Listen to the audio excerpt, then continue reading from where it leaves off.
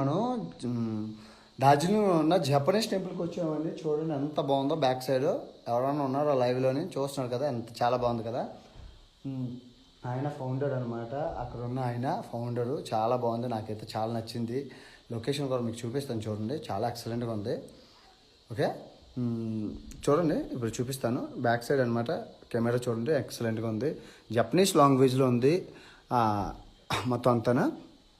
చూసారు కదా ఎంత బాగుందో. రేపు మీ వీడియో వస్తుంది చూడండి. అంటే ముందుగా ఇన్స్టాగ్రామ్లో ఉన్న వాళ్ళకి మటుకు ఆ లైవ్ అప్డేట్స్ అవి ఇంటర్నెట్ ఉండేటప్పుడు ఇస్తున్నాను. ఈయన స్వామీజీ అనమాట. ఆయన ఎవరైతే ఉన్నారో ఆయనే ఫౌండరు. వీడియోలో చెప్తాను చూడండి మొత్తం అంతా డీటెయిల్స్ అంతా చాలా బాగున్నాయి కదా. గోల్డ్ టెంపుల్ అది చూసారా టాప్లోని. ఇదే టెంపుల్, ఇది మెయిన్ టెంపుల్. తర్వాత పగోడా అనేసి ఉంది, ఆ పగోడా కూడా మీకు చూపిస్తాను. చూసారు కదా స్వామీజీ గారు చాలా బాగున్నారు కదా. హాయ్ హాయ్ హాయ్, టైం అయింది. ఇది ఆయన జపనీస్లో కొడతారు కదా, ఆయన అలా వాళ్ళ బుక్కులు అవి ఏం టచ్ చేయద్దు అన్నారు. ఇక్కడ రాశారు, ఇక్కడ కొడతారు గంట డాంగ్ అంటారు.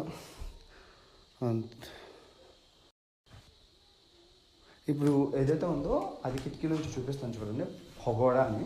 పగోడా అని ఒక టెంపుల్ అనమాట. అది మెయిన్ అన్నమాట. అది ఇప్పుడు చూపిస్తాను చూడండి ఎంత బాగుంటుందో. డార్జిలింగ్లో ఉన్నది అది పగోడా, ఇది టెంపుల్ కింద ఉన్నది. సో ఇది డార్జిలింగ్ అనమాట. ఇక్కడ నుంచి కాంచనగంగా కేటు పర్వతం కనబడుతుంది. ఇప్పుడు కేటు కూడా చూపిస్తాను చూడండి. అదిగో ఎల్ల హబీబీ కాంచనగంగా కేటు చూసారా. కేటు ప్రపంచంలో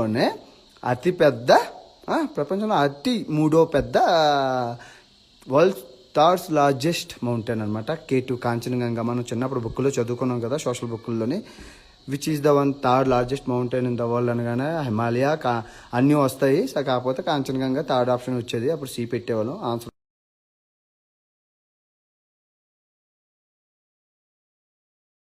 మనమైతే ప్రజెంట్ రైట్ నో చాలా హ్యాపీగా ఉంది. ప్రకృతి మనకు అనుకూలిస్తుంది. ఓకే, అయితే క్లోజ్ చేస్తాను నేను లైవ్, అంతే, ఇంకేం లేదు. సరదాగా చూపిద్దామని వచ్చాను. ఓకే, చూస్తూ ఉండండి ఛానల్ని, మీకు అప్డేట్స్ వస్తాయి. మళ్ళీ వీడియో చూపిద్దాం ఒకసారి. నా మొహం ఏం చేస్తారు. చూసారు కదా ఎంత బాగుంది కదా, చాలా బాగుంది. నాకైతే నచ్చింది. పీస్ఫుల్గా ఉంది, చల్లగా ఎంత బాగుందో. ఇలాంటి దగ్గర సైలెంట్గా ఉండాలన్నమాట. చూసారా, కాల్ చేశాను నేను, సైలెంట్గా ఉన్నాను. చాలా బాగుంది కదా, ఎక్సలెంట్ కదా, హ్యాపీగా. ఓకే, ఛానల్లో వస్తూ ఉండండి. ఓకే, టైం అయిపోయింది. మళ్ళీ ఇప్పుడు సిక్కిం వెళ్ళాలి. టైం చూసారు కదా, ఇంకో అరగంటలో దుకాణం సర్దేసి సిక్కిం